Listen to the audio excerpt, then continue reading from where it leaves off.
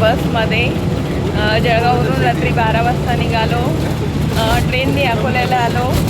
माहूरला जाण्यासाठी जळगाववरून directly train नाही आहे, तर तुटकच यावं लागतं. तर जळगावहून बसलो आम्ही रात्री 12 वाजता.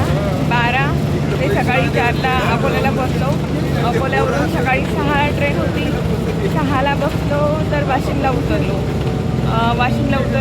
9 वाजता. नंतर 9 वाजता तिथे बसलो.